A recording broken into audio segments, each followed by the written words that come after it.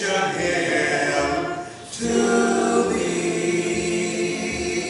Oh, you never mention him to me, and you help me not the light road to see, and you met me day by day, and you knew I was astray. Oh, you never mentioned him to thee. Man.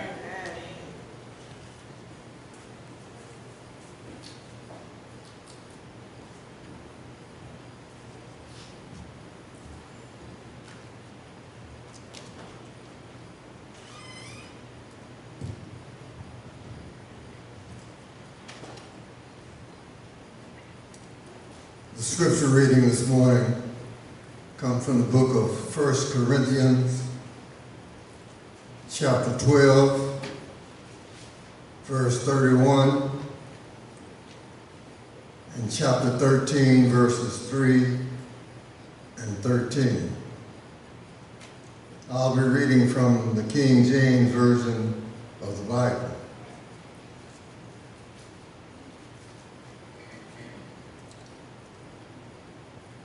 1 Corinthians 13, verse 31.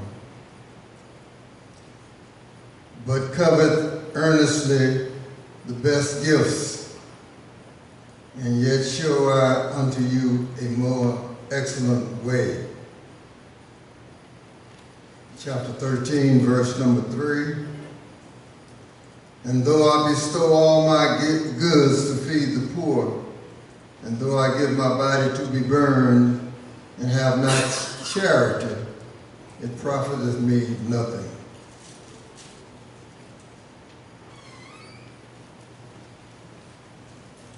Verse number 13. And now abideth faith, hope, charity, these three, but the greatest of these is charity. Let us be led in prayer. Thank you, Lord. Oh, thank you, Lord. Oh, thank you, Lord. I just want to thank you, Lord. Oh, thank you, Lord. Oh, thank you, Lord. Thank you, Lord. Thank you, Lord. Thank you. Oh, thank you, Lord. Oh, I just want to stop and thank you. Oh, thank you, Lord. Oh, for being a friend, being my, oh, for being my friend.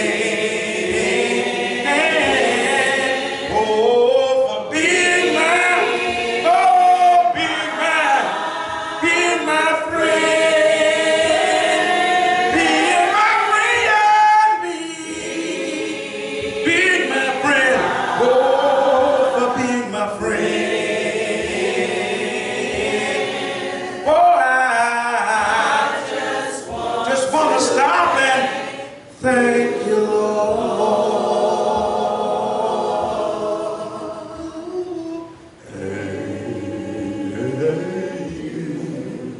Thank you, Lord.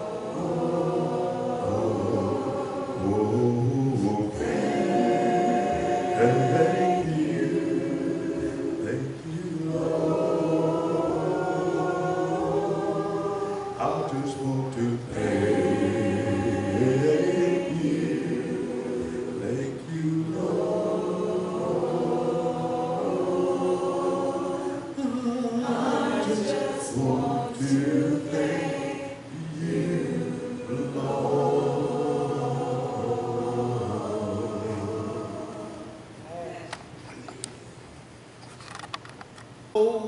Christ holy. Oh, down in my soul, Christ holy.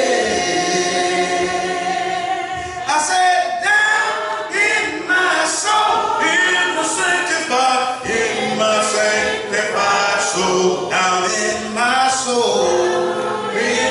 soul, Christ holy. Oh, down in my soul, Christ holy. Oh, down in my soul, Christ holy.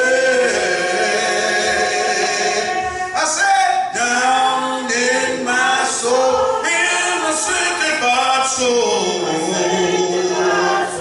down in my soul, Christ holy. 'Cause he never said how he's gonna do it. He never said when he is gonna fix it. One thing that I know, yeah, my God has made a way for me. My God is gonna do it. He's gonna fix that victory. Everybody say amen. Everybody say amen. Everybody say amen. Amen. Amen. Because down in my soul, Christ holy. Oh, down in my soul, Christ holy. I said, down in my soul, in my sanctified soul, down in my soul. Oh, Christ holy. Because time is filled with the swift transition. Oh no, not a bird the moon can stand. Why don't you build your hopes on things eternal? Everybody on hold to God's unchanging hand. Sit down in my soul, Christ holy. Oh, down in my soul, Christ holy. I said, down in my soul, in my sanctified soul, down in my soul. Oh, Christ holy.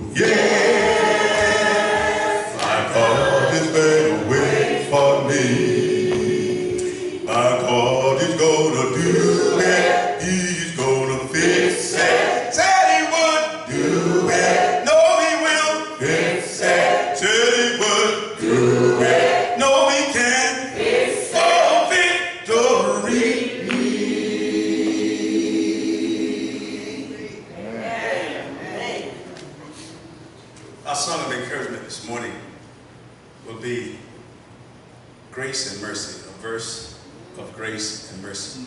We will do a verse of it also now before Brother Washington comes. Your grace and mercy brought me through. I'm living this moment because of you. I want to thank you and praise you too. Your grace and mercy brought me through. Your grace and mercy brought, yes, it brought me through. And I'm living all of these moments, yes I am, because of you.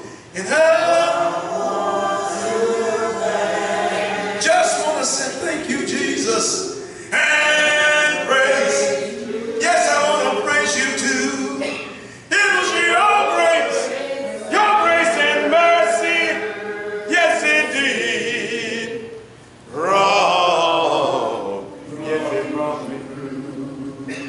Let the Spirit of the Lord rise among us. Let the Spirit of the Lord really rise among us. Let the praise, oh, let it rise.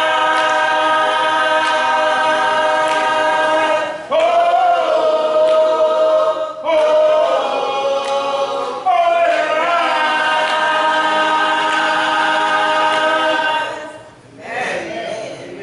Good morning, everyone. We know that many of us are gone out of town, and so pray for traveling grace for those that are left the city of Enterprise. You know, some folks don't even leave the state and think they went out of town, so keep those in prayer who actually went somewhere. It's good to see everyone out this morning. We want to, well, I will say, talking with my daughter, I realized for this Sunday, I need to continue on where I left off on Wednesday, over at College Avenue, where the theme was, for me, or the subject was, love your enemies. And Jesus there, he explained to his disciples, this is how you're supposed to treat your enemies and those folk that you are interacting with. And the thing is, we need to make sure we understand that one of the easiest and most identifying marks of a disciple of Christ is our love that we show to our friends, family, enemies, and most important, frenemies. If we know what frenemies are, they're friends who you really can't trust, because in the back of their mind, they ain't nothing but an enemy. And this morning I went to 8:30 service at Adams Street, and I sat there and I listened. I said, this joker here, we stay on the same page so much, and we don't even talk about what we're going to preach. But he said something this morning talking about love, and I said, well, he's doing the same thing I'm doing. He's just coming from a different angle, and therefore we know that the text that I'm using, 1 Corinthians 12th chapter, verse 31 through verse 3 of chapter 13 and verse 13, we're still talking about love, but we're talking in a different angle.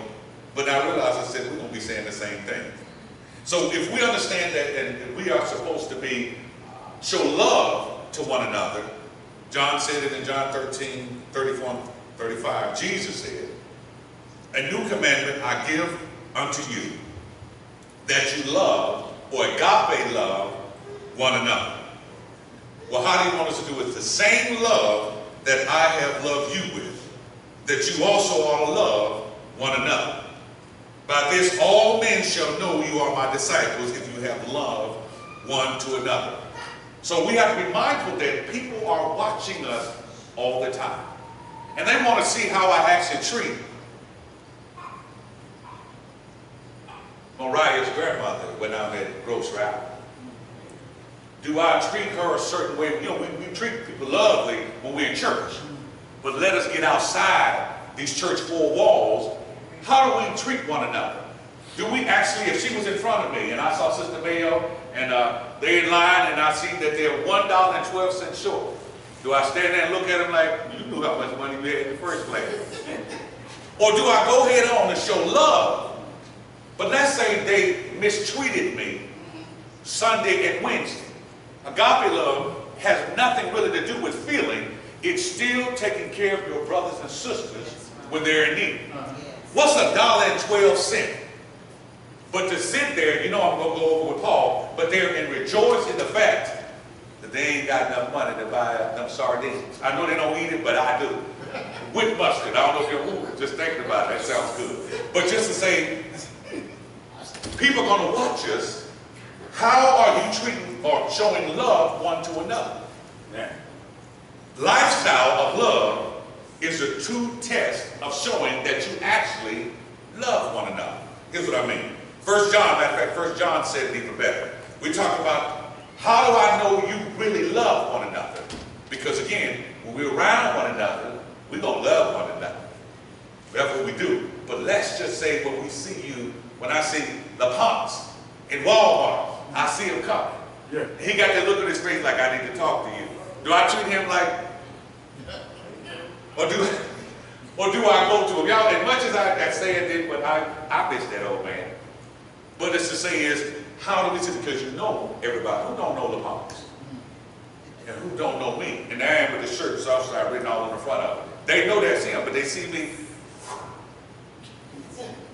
Be mindful that I promise you, just like I always mess with Katie, and can tell Katie, somebody saw you somewhere this weekend. Because people are always saying, are you really who you claim you are, other than on Sunday? 1 John 4:7-8, it says, beloved, let us love one another, for love is of God. And everyone who loves is born of God and knows God. But he who does not love does not know God, for God is love. So today's lesson is designed to reiterate that same love that God expects us to demonstrate as Christians to enemies, as well as love one to another, especially, since we're going in this text, especially those who you worship with and those who you fellowship with on a regular basis. I'll explain to you why. We're going to be more technical. Chapter 12, verses 31 through 13:3, and verse 13 reads like this, New King James Version. But earnestly desire the best gifts, and yet I'll show you a more excellent way. Though I speak with tongues of men and of angels, but I have not love, I have become sounding brass or clanging cymbal. And though I have the gift of prophecy and understand all mysteries and all knowledge, and though I have all faith so that I can remove mountains, but have not love, I'm nothing. And though I bestow all my goods to feed the poor, and though I give my body to be burned, but I have not love, it profits me nothing. Verse 13, and now abide faith, hope, love, these three, but the greatest of these is love. And so we're going to use for the last word she used in this text, the greatest of these is love. Something simple, yeah, I used to have them fancy titles, but I need us to understand the greatest thing that you can do to show that you're an actual disciple of Christ is love. That won't make sense to you in a minute. Let's first remind us that Paul is now writing a letter to the Corinthians to address some specific issues that the brothers and sisters there will cause a division in the Church of Christ in Corinth. We're all on the same page. We will say that we know from 1 Corinthians, 1st chapter, verse number 1, all the way down, starting, there was division in the church. So remember, Paul is writing to address some issues that was causing division in the church at Corinth. And in our text, he was specifically addressing a specific question. How do we know? 1 Corinthians chapter, verse number 1. 1 Corinthians 12, chapter, verse number 1. He's actually answering this particular question. It says, now concerning the spiritual gifts. I finished what I just said. Now, concerning spiritual gifts, brethren, I do not want you to be ignorant. So he's now addressing an issue that's causing division about spiritual gifts. So in chapters 12 through 14, Paul addresses the problem of the church of Corinth, where they were trying to magnify some of the spiritual gifts over the other. So that would mean, because I can preach, my preaching's better than upon singing. Another person, well, my count money is better than your preaching and his singing. Because without the doing, y'all see what I'm saying? In other words, there's some gifts that we have today that somebody say, well, one's better than the other. Love doesn't look at it that way. Love says, I'm glad you got a gift. Matter of fact, I'm going to talk about, let's say if I'm jealous of a brother that can sing. Paul says, he's going to tell you about those type of people. So Paul encourages all the gifts. He said, all the gifts that you have is good. But then what he does is he puts bounds and boundaries around the function and the purpose of what the gifts are for. So if we understand that this church had issues way back when, then we ought to understand that there's some still issues that are going on in the Church of Christ today. And if we be honest, we know we got some issues right here in Southside. You ain't got to say amen, I'm going to say amen for you. Everybody may not know, but we all have some issues, and I'm going to explain to you how I know we got issues based on what Paul says right here about love. Amen. Now there are going to be some folks who be like, but if the rock don't hit you, then you won't be hollow. It'll make sense in a minute. When folks have division in the church, then there is a sign that there's lack of love for one another. Ooh, that was quiet. Cliques in the church show that there's lack of love for one another. Your little huddled up group, the gossip group, the tailbane group, the ones that get on the phone, I may not speak to your church, but I'll call you when I get home. Did you see what Jimmy had on? You know they didn't match because she wearing yellow and he wearing black and gray. They must be mad at one another. Every time I see that, it just blows my mind because I'm thinking that's what I would think. So I've been praying about it, but that's why I know if I thought it, somebody else is too. But what I'm saying is, we can cause division in the church and not even know it because this is something we used to do. If they were doing it, then it means some people are doing it today. So when we don't understand that when there's cliques in the church, then there's no love. Or some people have some lack of love in the church. But you know me, I'm going to say it. In other words, when folk don't have love for one another and something doesn't go their way, you know what folks do? They fall out. What else do they do? They ain't fellowshipping with you no more. That's poor grammar, but y'all get the message. If I don't like Jimmy's choice for preacher for homecoming, I ain't going to show up for homecoming. Because I don't like Brother Coleman. Is this about you? Or is this for the church? Is this about you? Or is this for the kingdom? Is this about you? Or is it about what's best for the community? Sometimes we need to stop and think. The things that we say, you know ain't nobody said that, right? Because if somebody said something, I wouldn't say it out there. You'd be like, ooh, did he just call him out? No. I made up something because all I could think of was I'm still mad at Coleman went down the floor. Anyway, it's just to say is we need to be mindful. Love says I ain't going to be selfish and it ain't about me. Now y'all get what I'm trying to say. And this is what Paul's addressing. Because when you act selfish, it's about me, there is division in the church. And where there's division, then now comes foolishness, arguments, debates, foolishness, and more foolishness because I want it my way. Your name is not, was it Nicky Blue Eyes? What's his name? Oh, Lord, I can play a song all the time. I did it. Frank Sinatra. Ain't nobody in here named Frank. I don't see, but there's only one Frank I know. That's Brother Curry, real man. So what happens is, I want you to see that by not showing love, that means that what happens is when folk don't get what they want, when they want what they want, how they want what they want, they cause division by getting other folks to follow along with what they want. Now, remember, if I have an issue with him on the corner, I'm going to come over here and talk to Belford. Do you think we ought to call Lieutenant Rowe?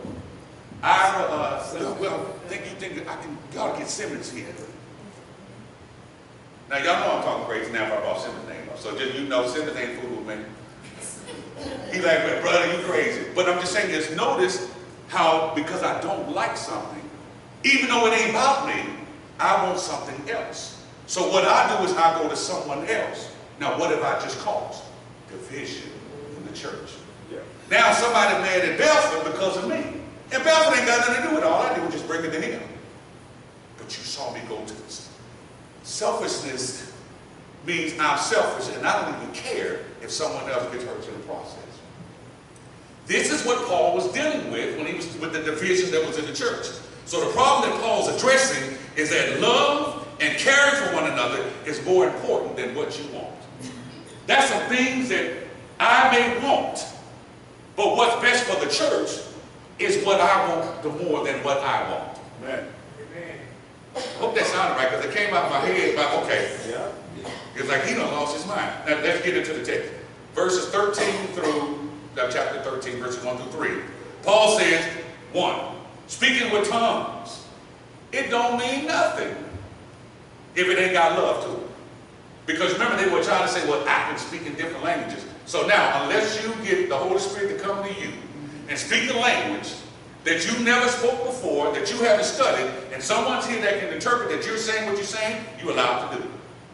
But I don't think any one of us, most of us know Negroitis, and some of us know Ebonics, and some of us know Pig Latin, and some of us know Lord have mercy. But we can comprehend that. So I'm saying is, there ain't nobody that just got some special thing that now you waking up speaking something that ain't nobody did. And what's even funny is, I'm going to put this out there. Folk that said, I'm speaking in tongues of unknown tongue, you learned it from somebody else you saw on TV. Let me move right along if I get in trouble. Verse number 2. All other spiritual gifts don't amount to nothing if it ain't without love. Verse number 3. Benevolence. What good if I do all this for you, but ain't no love in it? Matter of fact, let me read that. I speak with tongues of brass, tongues of angels have not love. I have become sounding brasses, clanging cymbals. And though I have the gift of prophecy, I understand all mysteries and all knowledge, and through all that I have faith, all faith, so that I can remove mountains, but if I have not love, I'm nothing. And though I bestow all my goods to feed the poor, y'all look what I did. I done fed everybody. Folks that came out of the house, I gave all kinds of him. I gave 2 plates. And though I give my body to be burned, he's actually addressing an issue because they believe that martyrdom was also a spiritual gift, meaning I'm being killed for the sake of being a Christian. So some folk were putting their lives in danger so folk can say he went down in history. He got killed for the cause of Christ. That's just like jumping in front of a car that's got something on the front of it. Just for the, they believed that, because remember when he said, I give my body to be, where is it? Burned. Do y'all remember who was getting burned at a particular time during this time? Christians were being burned by Nero up there to light his way. So he's making a reference. Even if I gave my body to be sacrificed, but without having love, it profits me nothing. So some folk do stuff so they get the praise of folk. But he's saying, if I don't have love, I'm just wasting my time because it means nothing. So now what am I saying is Christianity and worship involves more than just duties to perform. Our 5 to 10 acts of worship that we do on Sundays that we know we have to meet, but it involves the Spirit as well, which means we know what Jesus said in John 4th chapter, verses 20 through 21 and follow. Those that worship him must worship him in spirit and truth. So a lot of folk got a whole bunch of truth, but ain't no spirit in the church at all. Then you got folk that got nothing but spirit, and they ain't got the ounce of truth in it. It takes both. So when we understand that it takes both in order for us to show love, but also to worship God in spirit and truth, that means everyone here needs to examine ourselves, whether we're in the faith, and prove ourselves. Because he says that in 2 Corinthians 13:5. In other words, are you doing what you do for love? Or are you doing it for praise? So then Paul says, let me show you what love does not do. Love doesn't envy. Love is not jealous because somebody got a new car. It may not be brand new, but it's sure brand new to them. So now I'm jealous, but he says love is not jealous of what others have or what another brother or sister has become. Because there used to be a time where I wasn't that saved. You know how I would say wasn't that saved. You either saved or you ain't saved, but I wasn't. I was just I was still wet from the water. And there's some folks who knew me before. Do you not know that some folk can't stand me because I'm preaching the gospel now? They don't like me. And I don't know why you're jealous of it, but I'll tell you, I told you why I'm jealous, because I get Southside. I believe that law. So just letting y'all know, y'all are so well loved, they mad because I got Southside. And I didn't get Southside. God made sure I was in a position for a Southside. But when you are self-centered and you're about what you won't see that. So you're jealous of the wrong thing. Matter of fact, I made a joke with the dude. I was like, I'm thinking, I hear it in your heart. But I'm thinking, so I said, you know what, let me fix it. Hey, bro, you don't know what kind of grief that's going on over there at Southside. Bro, you ought to come. Because the boy be something else sometime. Folk be talking about who can't cook the best cornbread, and then somebody talking about the peas don't smell burn in the kitchen and beans don't burn on the grill and all that kind of stuff. And he's looking at me, he's like, really? And I'm thinking, boy, you ought to come on Wednesday for real. Now, I'm joking because y'all know we crazy. But you come on a Wednesday night, you find out they got folk that always threatening folk, I'm going to get you. And then you see them looking on the corner. We know about the cornbread man and the cornbread woman. So what I'm saying is, we know. But if you're on the outside and you don't know any better, you're like, well, y'all do have problems. Yeah, I got issues.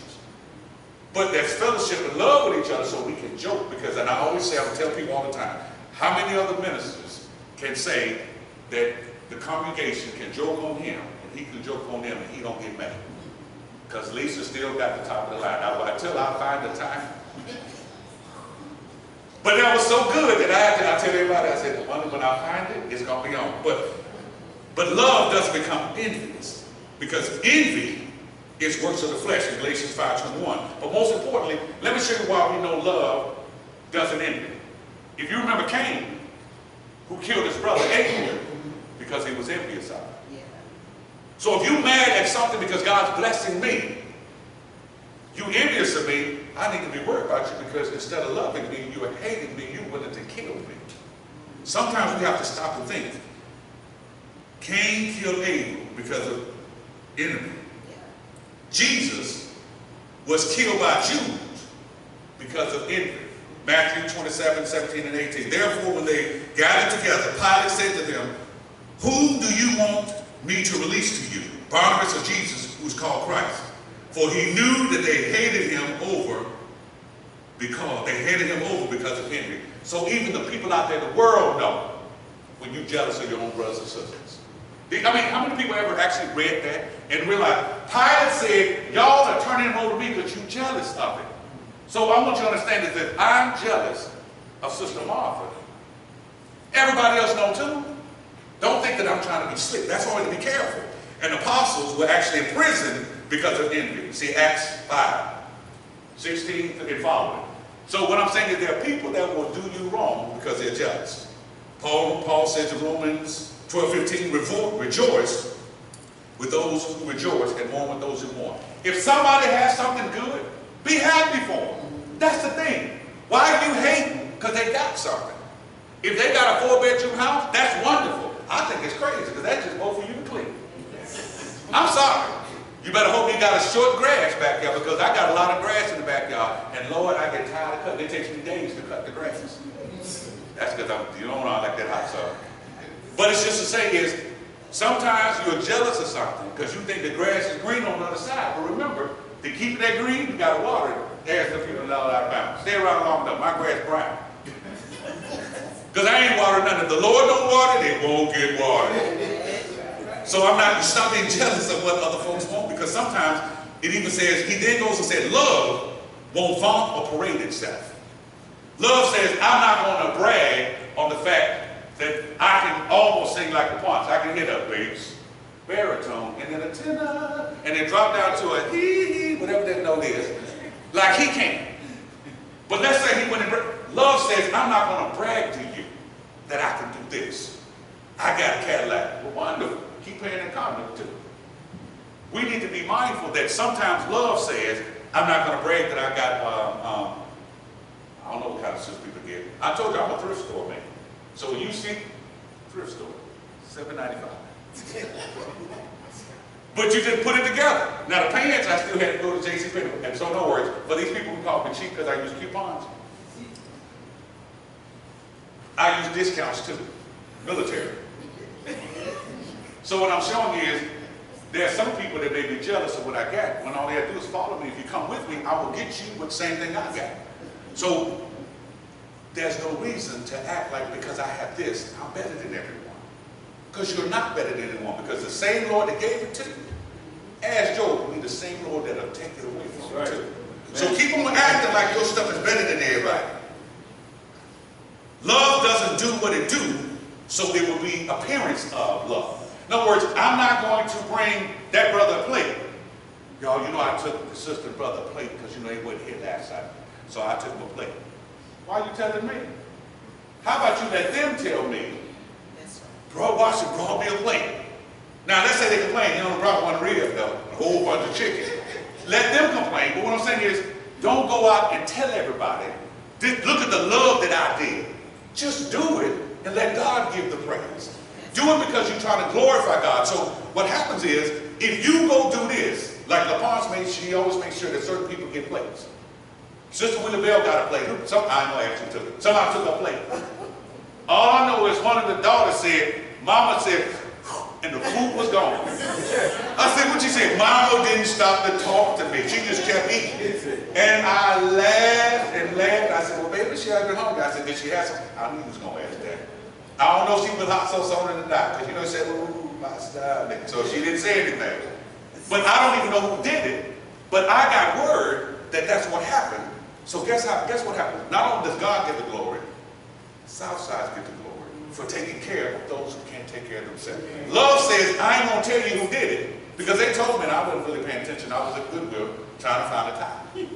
And they were just, they were talking about, oh yeah, okay. So when she walked away, let me, okay, now go back to this tie. It's 25 cents. So I got a 100% silk tie. It's ugly as I don't know what, but I saw 100% and it said 25 cents, so I got it. I'll let you know what it looked like in a minute. But when someone sings their own praises, is what he's trying to say, then that means they only sing along. That's what we're trying to say. If you're going to sing your own praise, you're going to pat yourself on the back, that means it's only your hand patting yourself. Let others do it for you. So love, verse number 4, what love doesn't do, love does not puff itself up. It's not prideful, it's not being conceited. It ain't all about me, myself, and I. Now we talk about in the church, not the folk out there, not at Avenue, we talk about Southside. So love doesn't say, look what I did. Now y'all can show me some love for what I did. The first one, I just want people to know that I did something. Now I want you to praise me for doing what I did.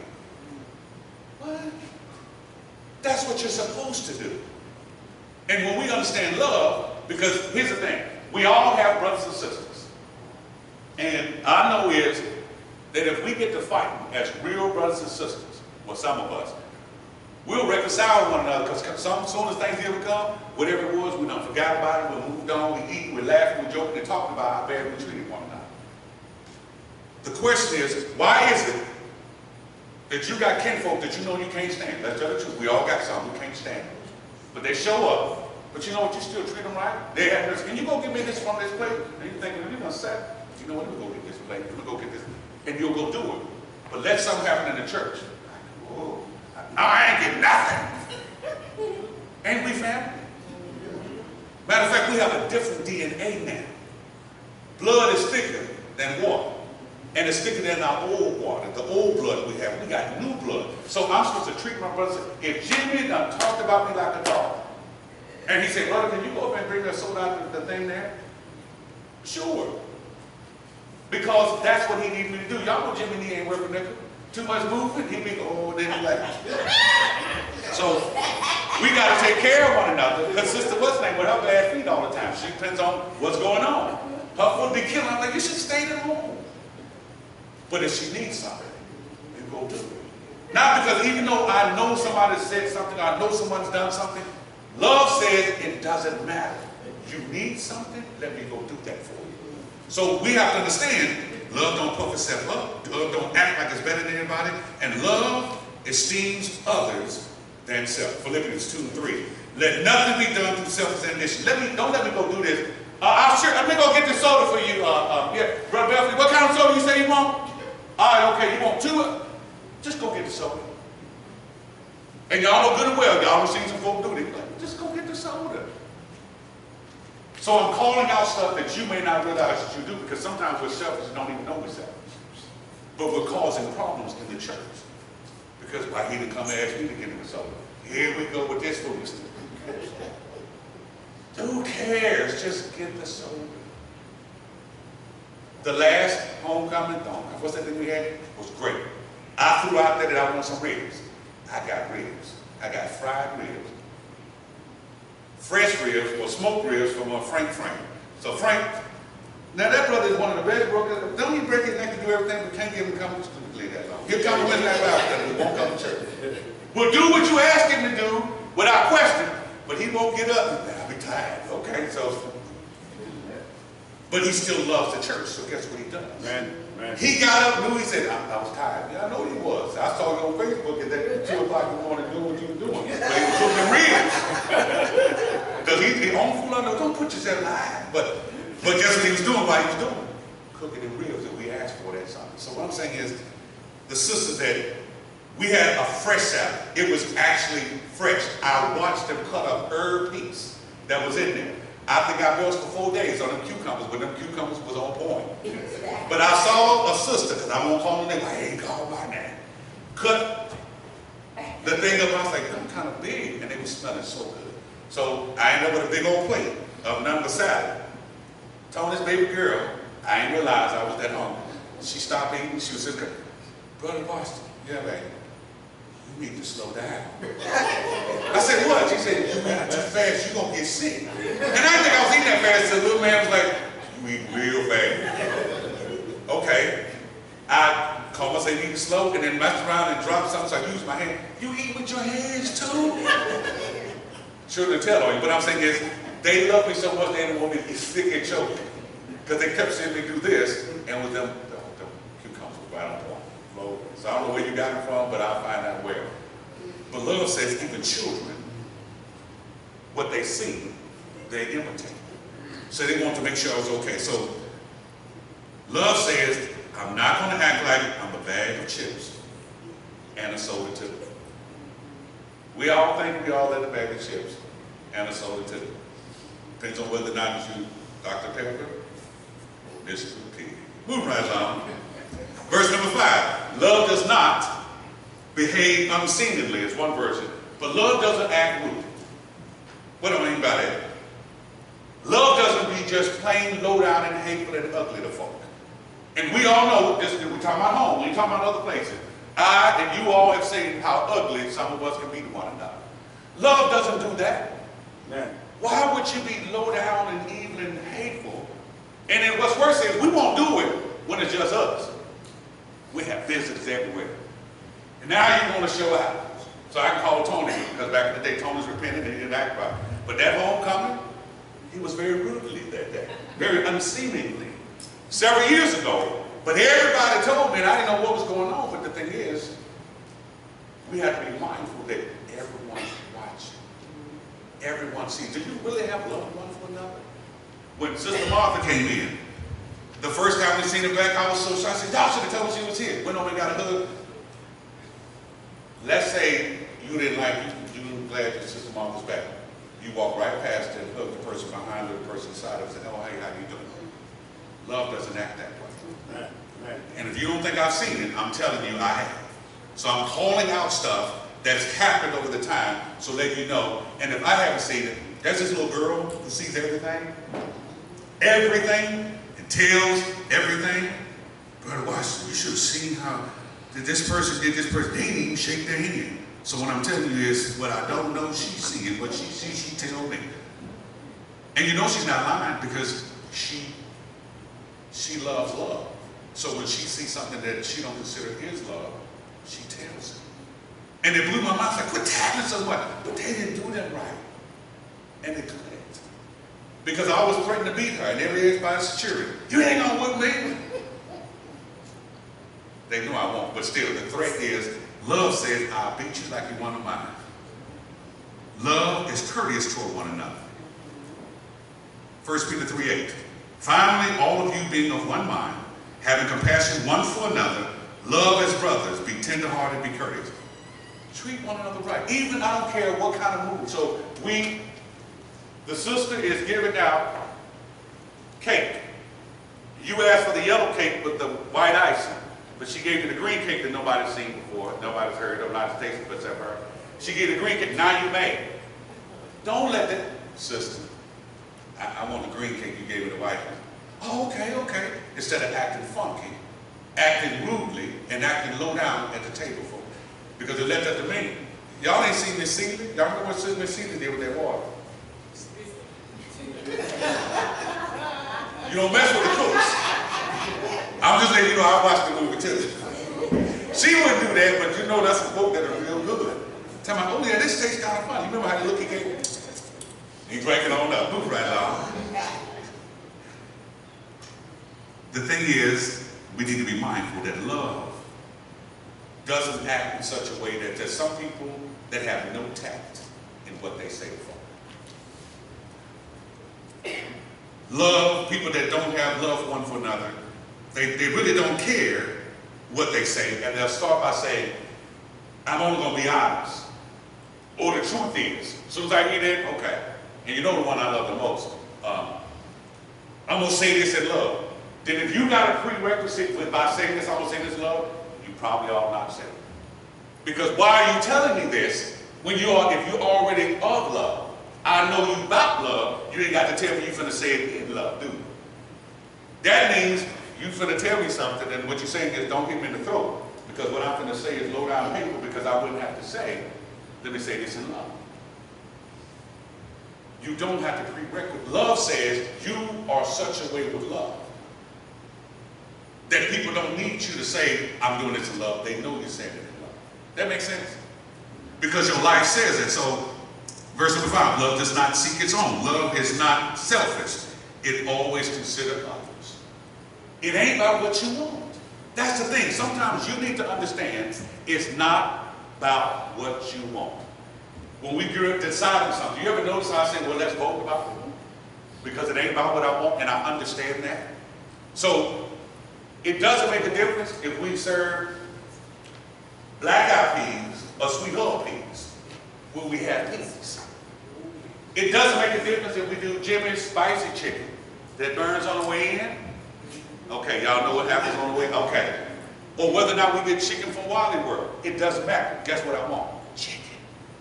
There's some things that we argue over that doesn't matter. It's about, are we taking care of the folk that come in? So we haven't had purple whole peas. I told her don't make none until I buy some. Don't make none until I buy some. But guess what's coming soon? I saved up my pennies and quarters. I put them up, I'm gonna wrap them up like this and hand it to her. And say, I want some purple hull and them other hulls. I don't know the rest of them. I just know purple hull.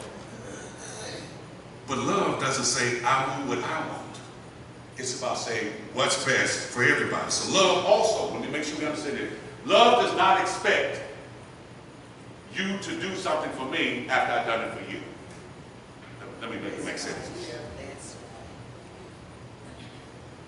I got this for you. You didn't give me nothing. Jesus, I think what Jesus said something about, when you give something to someone, don't expect it in return. So love says, well, I got Jimmy a tie, but I didn't get Brother LD a tie. I don't expect for my birthday to come and him to go get me a tie. Now, if his wife pick it out, that's fine, but I don't know about Jimmy. I don't need any ties. My thing is, if somebody loves somebody and they sell something and they thought it looked good on you and they got it for you, they're not expecting anything back. But there's going to come a time when somebody who got you this nice tie that fits with a nice little thing there, they got something for them, and they can say, oh, you didn't have to do this. You're right. You didn't have to do what you did, but I felt I needed to do this because that's what I want to do, because I love you. So it does make a difference. The tie is $20 or the tie is $25 at Goodwill, several there, or any other ones. It's the thought of giving because I love you and think, you know what, you look good in that. That makes sense? So what I'm saying is, it's not about you giving something expecting something in return. I give it to you because I love you. So when Jesus was talking about, matter of fact, Luke 6, that's when he said, the point of saying don't give someone something out of love for them, because now you're upset because they didn't get you something, then you didn't give it out of love. You got it out of expecting something else. Love denies itself. Oh, what's that? Love says, I'm going to deny myself. Romans 15, 1 and 2. Good, we're almost done. When the two had strong, when then who are strong ought to bear the scruples of the weak, not to please ourselves, that each of us please his neighbor for his good, leading to edification. Do what you do that's going to benefit them. Verse number 5, love does not provoke. This is what I want to get to. Love is not provoked. Without giving a whole bunch of information on that one, love doesn't allow you to sin when folk irritate you. Let me make sure you understand what it says. Love does not allow you to sin when folks rub you the wrong way. We all got family. Remember now, we family. Somebody in here sometimes gonna rub one another the wrong way. If you don't think I got bruises from being rubbed the wrong way, I got some land I can say that I don't own. Paul says, Ephesians 4:26, be angry. You have a right to be angry, but don't sin. Which means, don't go off on people when they go off on you. Let me help you understand what happens, because allowing yourself to be provoked is actually a sin. Uh-oh. I'm going to prove it to you. That's try Numbers 20. Numbers 20. Starting at verse number 1, reading. Numbers 20, starting verse number 1. What happened was, this young man by the name of Moses allowed the Israelite people to provoke him. They didn't want to irritate him. They didn't want to get under skin. They provoked him. But you keep reading, you'll find out his actions, due to them allowing them to provoke him, kept him out of the promised land. So when you allow somebody to provoke you, that means you don't got out of character. Don't make me get out of character. You already telling me, okay, now I'm really going to poke you. So you have to be mindful. Love says, he goes on to say, I'm going to tell you now, love bears all things. That's just some folks that you got to bear with. Oh, Lord, that's some people you got to bear with. But think about it. Moses could see the promised land. Could see it. Couldn't go there. Because he allowed those people to provoke him. God told him the first time, hit the rock. What did he tell him to do the next time? Speak to the rock. What did he do? He allowed the folk to get him all mad, and he hit the rock. Don't lose your soul. Because sometimes you can get so provoked, get your blood pressure up, blood thing up, and you have a heart attack because you don't allow them folk to get your blood pressure up. As Christians, we should be known and noted for our peaceful nature. Now, folk know when they got you, but why? But you could have got them. Why you didn't do nothing? Jesus could have got everybody else too. While he was on the cross, Jesus could have, remember the 12,000 angels? Get him? Oh yeah, that joker that was laughing. Make sure he suffered. Oh, get that joker right there. And the one that hit you in the face, I know who it was. Get him too. That is what Jesus did. While on the cross, Father, forgive them, for they don't know what to do. Love says, I'm going to stay on this cross even though I know you're going to do me wrong. I'm going to stay on this cross even though I know after I'm gone and when I go back up to heaven, you're still going to treat me wrong. Love thinks no evil. Verse number 5. To the pure, all things are pure. Love doesn't say, well, I saw, I'm thinking somebody. Yeah, the green machine on Fort Rucker. And it looked like it was parked at the Class 6. I'm not quite sure, but to the pure, all things are pure. So the first thing I'm going to think is, and where she got on Fort Rucker in the first place? So I know it ain't her. Oh, see, she just said it. It was. But that, is she verifying that she was at the Class 6? I mean, let me leave that alone. But to me, if I saw it, boy, you're not supposed to just be just telling them just alley-oop. But let's say my mind is, that ain't even her call. I wouldn't even think that. Wouldn't even cross my mind. Because we know the green machine's everywhere, but I ain't never seen it on post. But to the pure, all things are to the pure. But those that are defiled and unbelieving, nothing is pure. Matter of fact, let me put something real good out there. Somebody seen me and Delinda in Florida. Wonder what they was doing in Florida. Ask Mayola, she was there too. To the pure, all things are pure. So what's wrong with your mind? So what I'm saying is, love says, I'm going to think the best all the time. I'm not thinking negative thoughts. Because actually, if you listen to people on it, they tell you the negative. Those are the people you got to love the most. Because you know good and well, once they done said something, oh, he got a new car. It's old, though. Like about 100,000 miles on it, the engine ain't going to last long. Folk like that just make your head hurt, don't it? But it also, that text is actually saying, when he says, love, thinks no evil, the actual original text, he's saying, love does not take an account of the wrong served. Go back over and look at it. It's saying, love does not keep a personal record of how many times somebody's done you wrong. That means you're holding a grudge. If you can keep account of how many times, you think somebody ain't called. Sister Knight, then let air out of your tire. You know she did it. And then she said something bad about you. Yeah, I remember 1964 when we was outside the playground. People shouldn't keep an account on how people done you wrong. Now, I'm not saying don't forget, in case they don't. I remember the last time I let them borrow some money and the joke didn't even pay me back. God didn't send me no fool, be a good steward of your money. But don't count how many times I lent them $1 here, I lent them 50 cents there. Well, stop lending nobody anything and you won't have to worry about it. That makes sense. In other words, don't keep an account of how people are doing you wrong.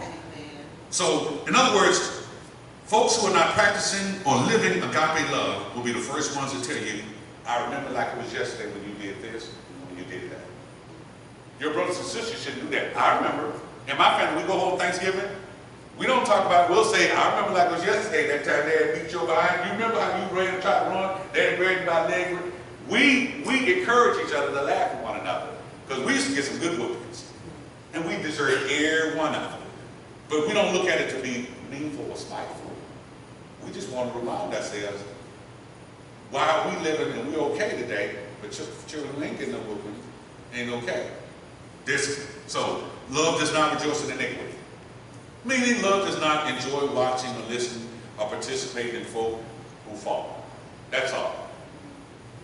If Jimmy said, I'm through with Francis, I'm done.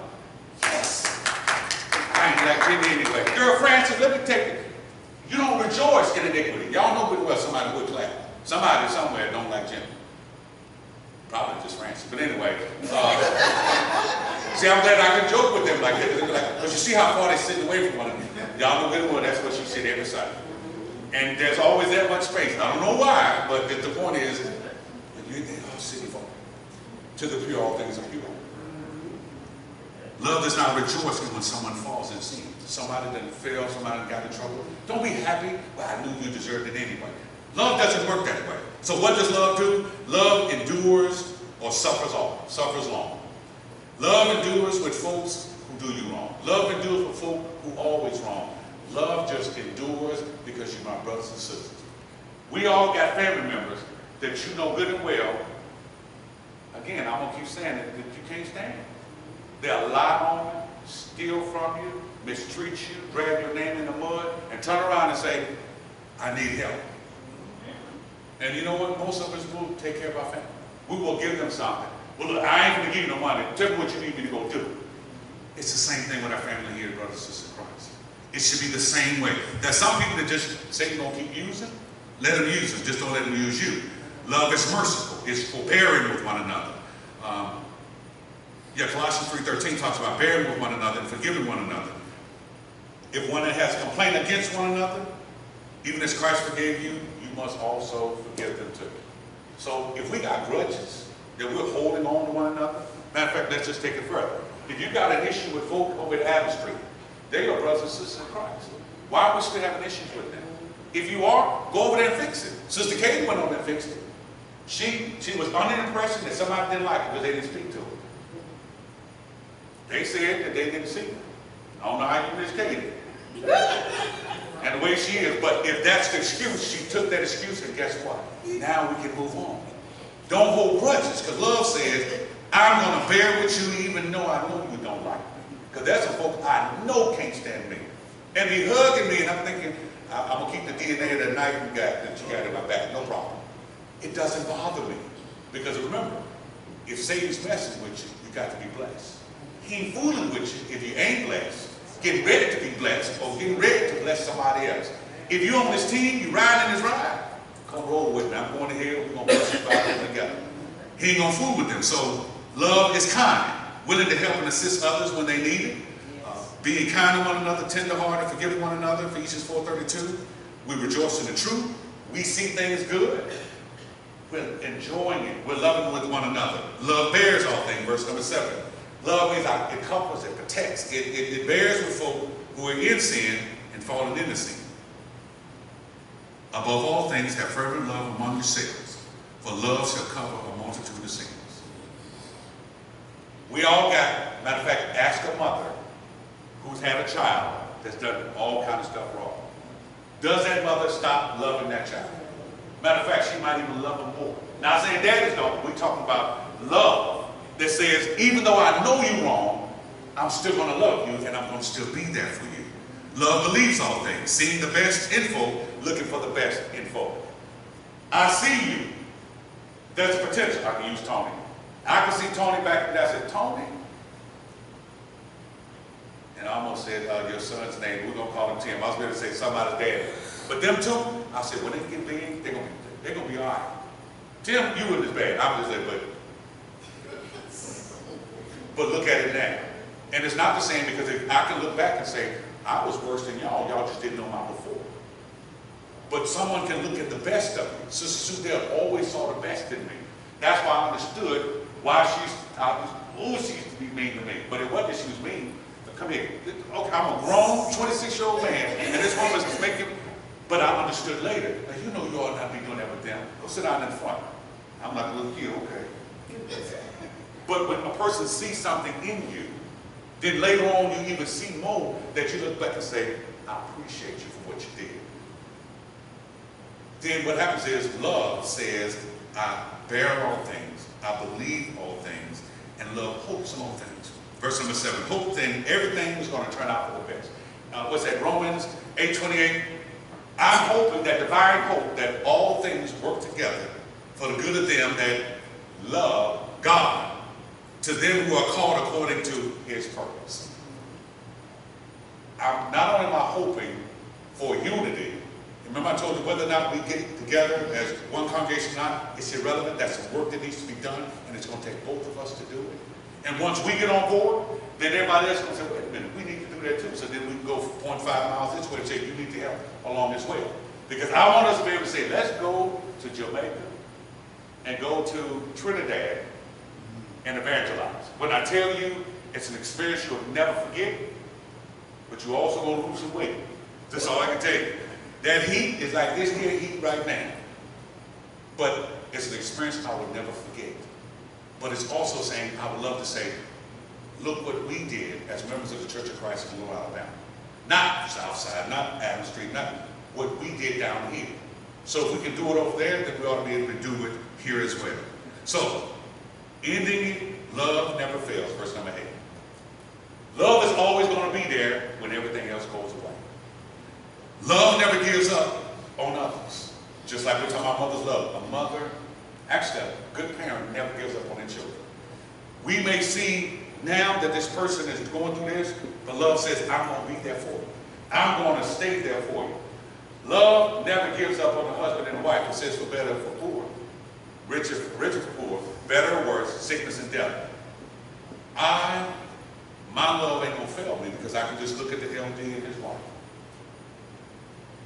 She wasn't expecting what he's going to go through.